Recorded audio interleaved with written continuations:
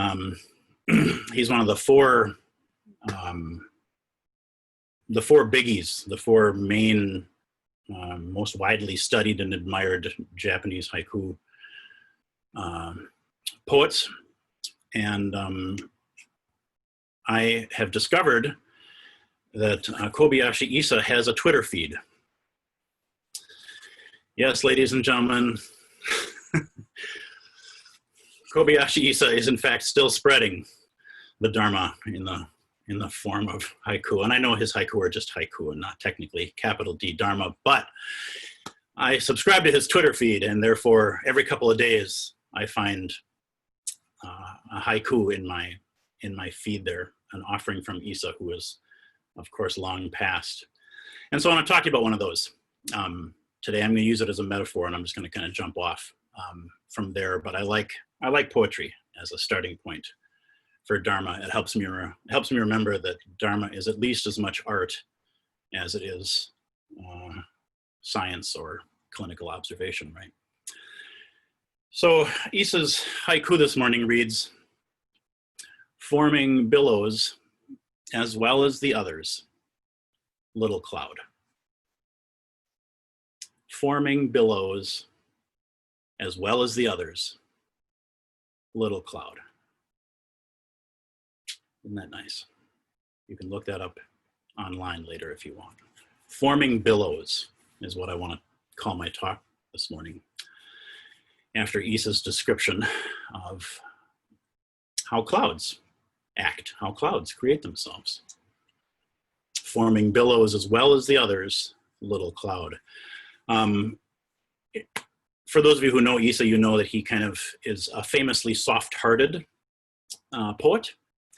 And so his haiku oftentimes feature his identification with, or his tenderness toward, the disenfranchised, the marginalized, the overlooked, the oppressed, the ignored, the small, the vulnerable.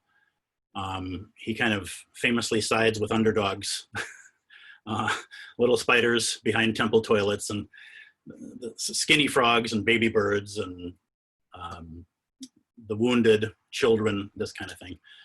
So forming billows as well as the others, little cloud. Already we can imagine easily him looking at the entire sky full of billowing clouds, and where does his heart go? Where does his attention go? But to the little one, the little cloud that's forming billows just as well as the others, right?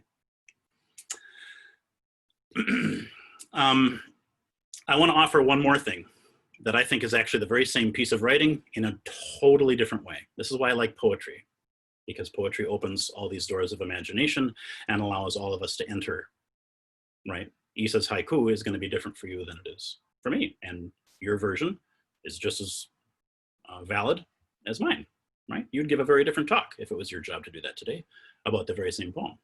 But I believe this very same thing is expressed by Master Dogen when he says in his famous passage, part of which we used to have on our temple bell at MZMC. Dogen said in Bendowa, he said, "When even one person at one time sits in Zazen, they become imperceptibly one with each and all the myriad things and permeate completely all time, so that within the limitless universe, throughout past, future, and present, they are performing the eternal and ceaseless work of guiding beings to enlightenment. Only this is not limited to the practice of sitting alone. The sound that issues from the striking of emptiness is an endless and wondrous voice that resounds before and after the fall of the hammer." Whew. A very challenging passage, one of my all-time favorites. I chanted that every day for a long time until I memorized it, because I pulled it up in my heart when I try to remember the significance of one person's zazen. And I normally do that when I'm feeling insecure or vulnerable or hurt in relationship to the power that I imagine is in my zazen. When I kind of wonder, as a lot of us do, does this matter? Does this matter? especially in the face of the times in which we are living? Does my sitting alone in my room and facing the wall, does it matter? And Dogen's radical affirmation, when one person sits zazen, they permeate the entire universe and lead infinite beings to enlightenment. Of course, he's got the heart of a poet. A lot of Dogen's passages steer into poetic imagery and metaphor all the time, but he's also a very, very clear, highly sophisticated critical thinker. And I've always responded to this passage from Dogen as being an expression of what he saw as a literal truth. I don't believe he was trying to write a poem. I believe he was saying something literal about how he understood the Dharmaverse, the universe, right? So, back to Issa and our little billowing cloud. Forming billows as well as the others. What struck me about this poem was the phrase total dynamic functioning. Dynamic functioning is a phrase we hear in Zen. And I realized a cloud's dynamic functioning is, of course, to billow. That's what clouds do. They're just little pockets, right? Little particles of water vapor that move and respond to air currents, right? And so they take shapes. So from our perspective down here on the ground, we look up and we see shapes and we see them responding to the air around them. And they get larger and they stretch and they change, right? They billow. That's an expansion. That is an increase in capacity. Clouds can also, of course, take on more water and become dense and constrict, and then they release. All that heavy water falls away. All that heavy water falls away, right? And then, of course, as we sit on a beautiful summer day like we are blessed with today here in the Twin Cities, we have the opportunity to watch clouds billow and get larger and stretch and change and expand until, of course, they ultimately disappear, right? Until they return to just becoming the whole sky, right? That's the end game of a cloud, is to ultimately billow and expand until it becomes the whole sky. So in Issa's little poem, Forming Billows as well as the others, you can feel the comparison there, right? And you'd kind of imagine Issa's heart being informed the way it was by Zen, that the comparison would be extra. He wouldn't need to do it. Why would he compare? Why would there be a reason to compare? The reason I like it in this case is because what it makes me do is start to see a pattern. The comparison starts being a tool that I feel he's using to help us see a pattern, because a small cloud will billow exactly as a large cloud does, in response to the very same air currents as a large one, on the same day, at the same time, in the same sky, right? He's helping us to see a pattern. And you sort of see how Dogen does the same thing. When one person sits zazen, they become Buddha for the entire universe. The one is compared to the many, and then ultimately the distinction, of course, falls away, right? There aren't two things anymore. There's just the one thing. But in Issa's little poem, Forming Billows as well as the others, little cloud, the comparison helps us to see that the dynamic is the same. So speaking of helpful patterns, I want to talk for just a second about fractals. Fractals, that's Fractals, fractals, is something I am new to exploring the last couple of years. I am not a math person, so I cannot answer any complicated questions about fractals or even simple questions about fractals. But I discovered the term fractal and images of fractals and was fascinated by it because it felt to me, well, I didn't feel it, what it felt exactly like the metaphor that is used throughout the longest sutra in Mahayana Buddhism, the Avatamsaka Sutra. The Avatamsaka Sutra, the Huayan Sutra that so informs the creation of original Zen. It's a Chinese sutra, and anybody who has spent any time reading even small segments of the Avatamsaka Sutra knows it's very much an extension of what Issa is talking about, where the little is the big and the big is inside the little, and both are inside the small, and the small is inside the large, and inside It has passages all throughout it, like inside every atom of every grain of sand on every beach is an infinite number of Buddhas. And underneath each of those Buddhas sits a radiant universe. And underneath that radiant universe is filled with infinite worlds, filled with infinite beaches of infinite sand, each containing infinite molecules. And in each one of those molecules and each one of those atoms is a Buddha shining. And it's that kind of giant holographic view of the universe that some authors now actually call the Buddhaverse, because it's kind of almost a cosmology of everything contained within the one contained in everything. This is very Huayan Buddhist in its thinking. And fractals, the scientific term now that we use, fractals, expresses this very same thing. So a fractal in nature is a term we use to describe a curve or a geometric figure, some sort of patterning, where each part has the same character, the same statistical or pattern creating character as the whole, right?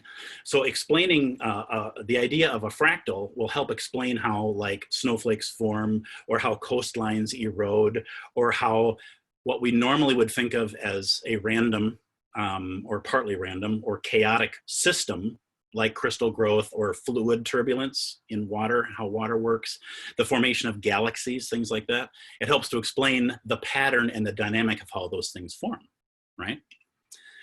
Now, as I am the host here, I am going to attempt, ta-da, to share my screen with you. Ha! There we go. Can you see my screen? Wonderful. For those of you who are listening, to the podcast or the MP3 of this, I apologize. I encourage you to do an internet search for fractals, and in very short order, you will see images similar to the ones we are all looking at, if not identical ones. We're looking at an image of a triangle that is composed of triangles, that is composed of triangles, that is composed of triangles. And we see the large pattern, and then we see the large pattern repeated small, and then within those, the same pattern, and you get the idea, oh, I get it. This is an infinite regression. I could go in infinitely or out infinitely, and the pattern always remains the same. Spirals within spirals within spirals within spirals. The pattern, no matter how far out you pull in what we call space, or how far in we go in what we call space, the pattern stays the same. The image we're looking at now is perhaps the most helpful, as it is non-abstract. It is the image of a fern. I'm assuming most of us know what a fern is. We can call up that picture in our mind. A fern has a main branch, and then of course, main trunk and branches that go off from there. And then those branches have twigs, and those twigs have leaves. And if we look at them, they all follow exactly the same growth pattern. One big central thing shoots off. From those shoots, one big central thing shoots off. From those, one big central thing shoots off. And you realize I could go infinitely far in or infinitely far out with the same pattern. That's what's called a fractal. Are you starting to see why Issa's little cloud is billowing exactly the same as the big cloud, right? So when people go in with complicated microscopes and watch electron orbits and this kind of stuff, they go all the way into subatomic stuff that I don't even know the names of, and they find patterns that look like galaxies. And then they pull all the way out to the Milky Way and go, oh, hey, that's the same shape. And then they pull all the way out to a cluster of galaxies and go, oh, that's the same shape. And then they pull all the way out using some imagination to super clusters of galaxies. They see the same shape. And they start to go, hold on a minute. This is a recurring pattern. This is a recurring pattern. Isn't that fascinating? So why is that relevant? Here's why I think it's relevant.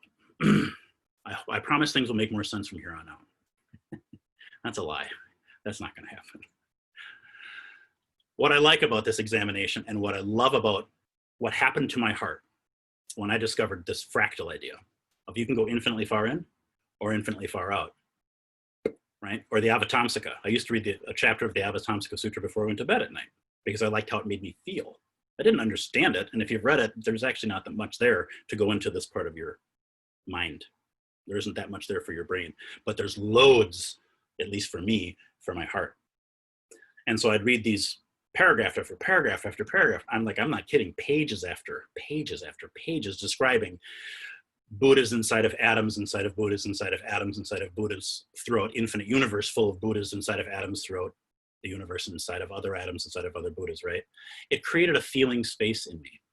And one of the things it did that I really appreciated was I realized space is arbitrary. It doesn't exist in any real way. And I imagine a fern as being smaller than me, and a little tiny single leaf on a fern as being even smaller than a fern. And I imagine that this planet and this galaxy are much, much larger than me, and that a supercluster of galaxies is therefore much, much larger than a galaxy. And that's a human scale for space. Of course, it's a human scale for space. Human scale for space, because I'm a human. We are humans. This is how we think of things. What I liked about this fractal idea was it's infinite. It's therefore spaceless. It's arbitrary, whether Buddha, whether all of us imagine ourselves as little clouds, big clouds, infinite. Do you sort of see it? There's this sense that in Zen, a lot of later Zen literature spends a lot of time deconstructing time and deconstructing space. They want to take away space. They want to take away time, meaning they want to take away our ideas about space. They want to take away our ideas of time. If you've read Dogen, you know that he spends a lot of time with this. Firewood does not become ash. And you think, well, yeah, I'm pretty sure it does. I've seen it happen. When you read fascicles like Uji and Genjo Koan, and he spends time taking away time and taking away space, there's a reason that Zen does that. It sounds very, very trippy. It's very cool to study stuff like fractals and read Avatam Sutra because it takes us to a trippy headspace, and that is awesome. But ultimately, as you know, Zen is Buddhism. And Buddhism cares about suffering. That's actually all it cares about, right? Recognizing suffering, what creates suffering, and how to be in relationship with suffering in such a way we don't create more. That's always the bottom line. It's incredibly practical. Everybody knows this. So why would we be talking about taking away space and taking away time? Because obviously those constructs at certain points in our practice, at certain points in our perception, cause us suffering. They start to hurt. They start to actually hurt us, right? So space and our ideas about space at a certain point, and oftentimes actually in small, very subtle ways, create pockets of hurting for us. And it's important for us to understand that space is what Dogen would call a rice cake. It does not satisfy. It also does, and we need it because it's a necessary fiction, but please don't remember it is a fiction. So Dogen's painting of a rice cake, pardon me, that's what he said, painting of a rice cake, does not satisfy any more than our ideas about space do. And I think I am big compared to a fern, and the Milky Way is big in comparison to me. And that is useful until it is not. We can see in this little cloud, but my practice is little. But my zazen is little. My billowing is little. Can you feel the part of Issa's heart that is identifying with the small? And he's projecting onto the small the comparison to the large. If only my practice were big. If only my billowing were big. Right? If only my delusion wasn't so big. If only my greed and my hate weren't so big. Ah, that feels like a place we've all been. I assume that feels like a place we've all been even yet today, because we all sat zazen together, and because you've been awake for a couple hours now. How many individual instances of comparison or judgment have you made? Probably dozens, because that's the way we tend to perceive the world. I've just created a bigness in another and a smallness in myself. I've just created a goodness in another and a badness in myself. Or I've done the opposite. I've created a goodness in myself. Look at how big my billow is. And I've created a smallness in another. Do you see? There's how suffering is actually created. Right? When we read stuff like, it's good for you to remember Buddha loves everybody you hate. Oh, if I'm honest with myself, I start going, oh, there's a lot of people that I do not welcome into my heart because of my own limitation, right? And yet I aspire, because of my vows, I aspire because of our shared path, to realize the Buddha that I already am. So what am I not including, right? Do you sort of see it? Do you sort of see how some of these comparisons can get in our way and cause us to feed the fuel of self-judgment and close down the Buddha heart? And how sometimes we can understand, oh, the way that I awaken, the little dynamic fractal of my own sitting, my own accepting, my own expanding, my own allowing in a little more, my own moment of compassion also becomes identification with the whole. Right? Now the comparison falls away. Do you feel the two energies there around this? It's hard to get words to go here. I'm doing my best. I'm doing my best. So as much as Zen goes out of its way to deconstruct space, it goes out of its way to deconstruct time, again, because at some point we assume that there is, well, we don't assume, we know that there's a connection there between those creations and how we experience the world as suffering. When we take away time, as Buddhism did very, very, very early, we have teachings along the lines of moment. We talk about moment. I'm guessing a lot of you have heard contemporary and traditional Zen teachers talk about moment as an alternative to the moment. When your mind returns to moment instead of the moment. And the dropping of the reminds us, it indicates there is only one moment. So when we're sitting, you know, we oftentimes use kind of clunky language, go, oh, when your mind wanders to the past, when it wanders to the future, notice that that's happened, please, and then return it to the present moment, as if those things were actually real, separate things, right? That the past is a place you could actually wander to, or that the future is a place you could actually wander to, and of course we can't. It's ridiculous, right? And Zen, again, because it's part of Buddhism, does such a great job of saying, well, prove it to yourself. You can experience this right now in your Zazen, or even as you're listening to somebody struggling to convey a complicated idea in a Dharma talk. See if, as we are encouraged to do, see if you can actually find a time that isn't now. See if you can find it. I mean, this whole thing you believe in so strongly, past, find it. Show it to me. See if you can find an experience of past, even for a second. See if you can find an experience of past. See if you can find this other thing you so believe in, future. This thing later. This thing tomorrow. Show it to me. No one's ever experienced it. Not in the history of the universe has anybody ever experienced later. So show me 5 minutes from now. Show me 30 seconds from now. Show me 2 breaths from now. A taste, a sense, a smell, an idea, a thought, anything. And we start to investigate and realize, oh, I can. I can experience memory now. I can experience anticipation now. I can experience emotions in relations to those ideas now, but I never leave now. I never leave it. There is no time. There's like literally no time. In our liturgy, in the service that we do, in Zen, we say this, no space, no time, this way. We say all Buddhas, 10 directions, 3 times. All Buddhas, the infinite everythingness of everything. That's every cell, every molecule, every atom, every galaxy, every cloud, everything, all Buddhas. 10 directions is infinite space, so that there is no space, because it's 10 directions. There's no space. It's infinite everywhereness. It's that the idea of the fractal taken all the way in and all the way out. There's just no space now, because it's up and down, and all the 8 cardinal compass points, right? That's the 10 directions, all of space, which now means nothing because it's infinite, right? So we don't get to have a big, we don't get to have a small. And then when we say 3 times, the 3 times, all of past, all of present, all of future, again, pointing only to now. The only time we can experience these things is now. We've just taken away all of it.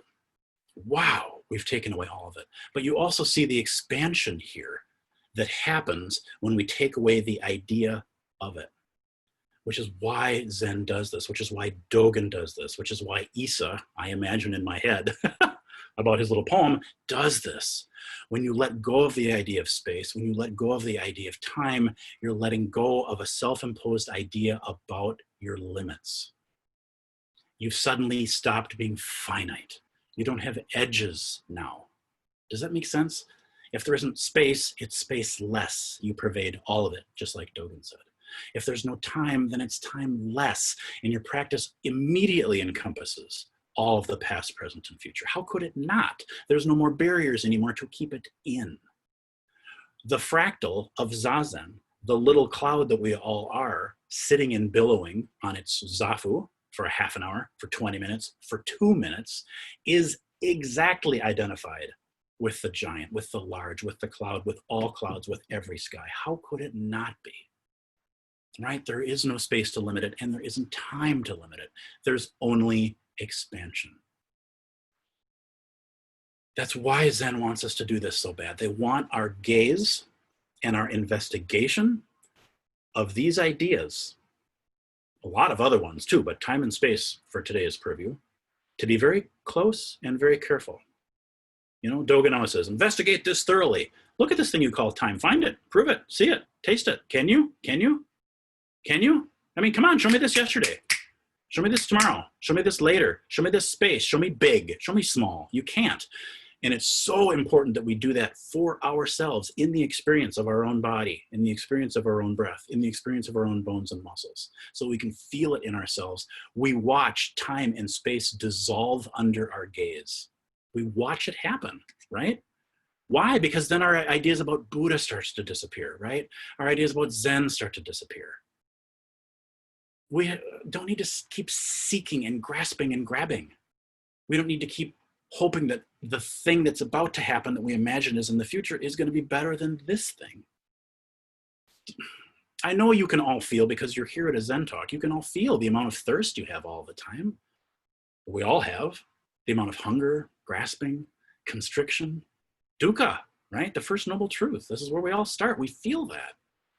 And one of the ways we rub up against ourselves and continue to create dukkha is all of these ideas that we have about our bigness and our smallness, and about later being better than now. When instead, we investigate these ideas all the way down, just like the fractal, we discover boundarylessness. This is not about having a trippy experience on the cushion at all. It's much more practical than that. It's about seeing the pattern. Do you see the pattern, right? So in Busshō's Zazen, for example, if Busshō is sitting and he experiences his body as being connected to his zabuton, he feels the stability of the earth underneath his knees and his seat on his zafu there. He can feel the uprightness of his spine. Here's a fractal of Buddha. There's a million, trillion, zillion littler Buddhas inside of me, and a million, trillion Buddhas that are bigger outside of me. But I'm starting to get a sense of being part of something large.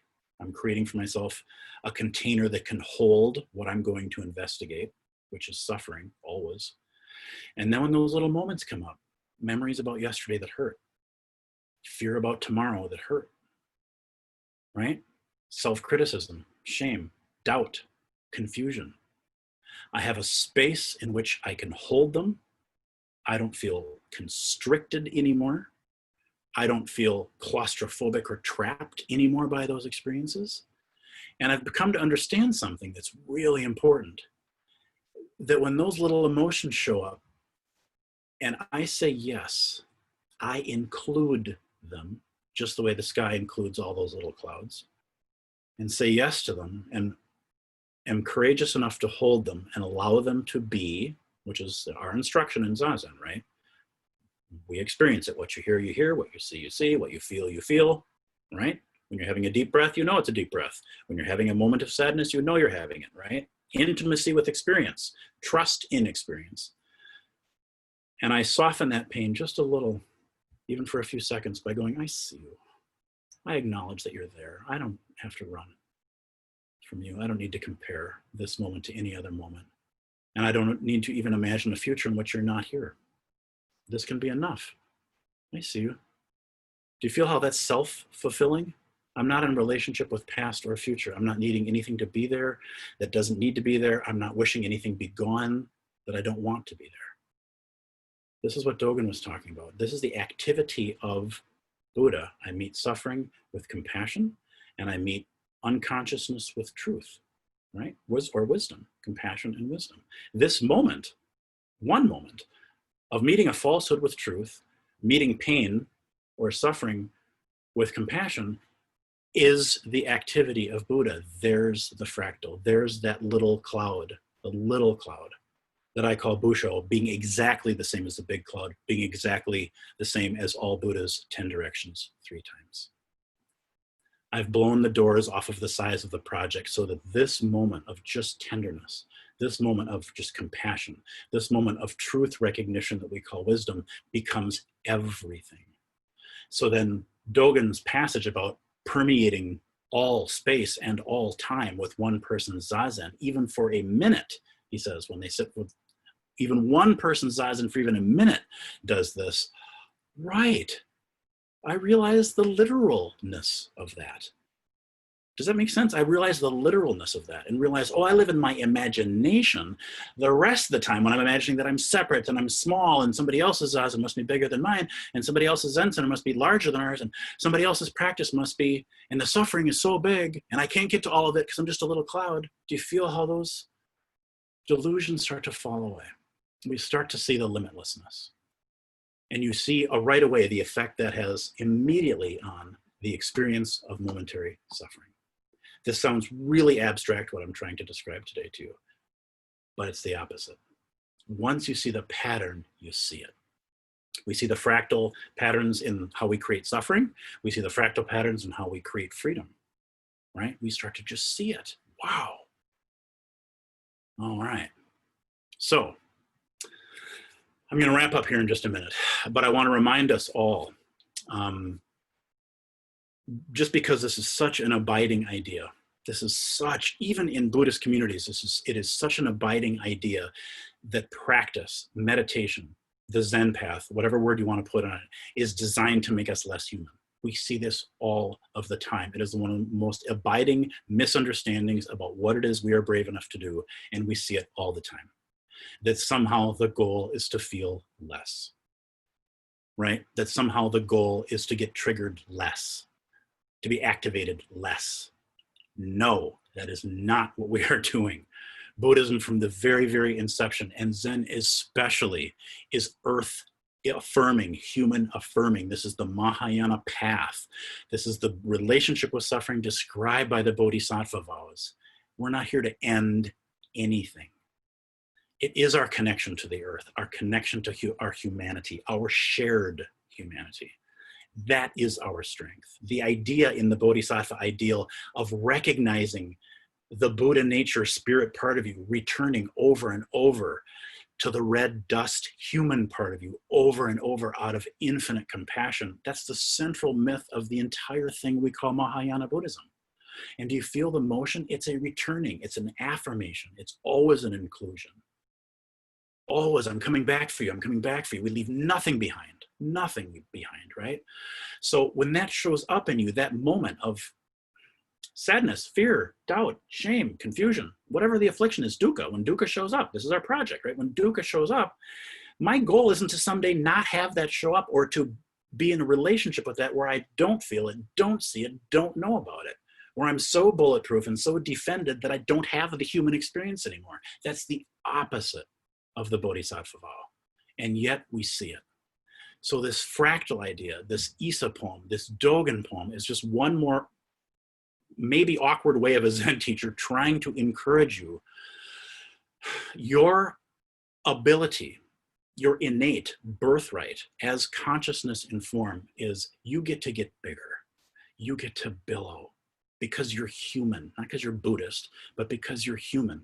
And you're wise enough to have chosen to expose yourself to a path that is entirely about how do I make this space that we call heart-mind, this inner space, so big that it includes everything in the outside.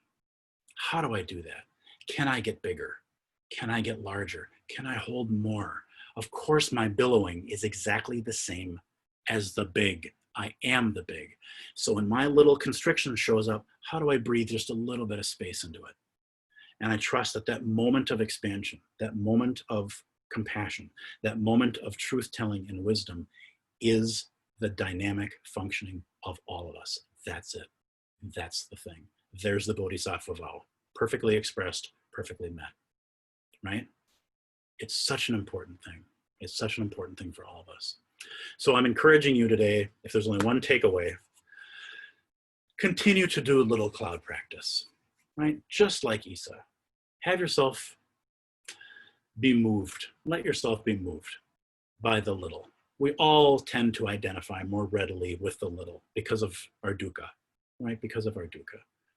Recognize, please, even if this is an expression of your faith, that your little cloud practice, your little moments being met with compassion and wisdom is the big, it is the dynamic functioning of Buddha. And that little moment that you've spent being that much kinder, that much clearer with one moment of your experience has permeated everything. Even if you haven't experienced it, even if you can't fit the metaphor inside of your head, take it on faith. Take it on faith. This is the central tenet of Mahayana Buddhism. Zazen matters. It fills the universe when we do it. It matters, it matters, it matters. Say yes to being with your suffering, and you've been with the suffering of all beings. Wow. Can you imagine the thing we're all so hungry for, just to be met with acceptance, love, wisdom, the thing we all crave more than any other thing, to actually get a chance to be that for even a few minutes? Oh, wow, what an invitation. What an invitation. And that's my invitation, and it's not mine.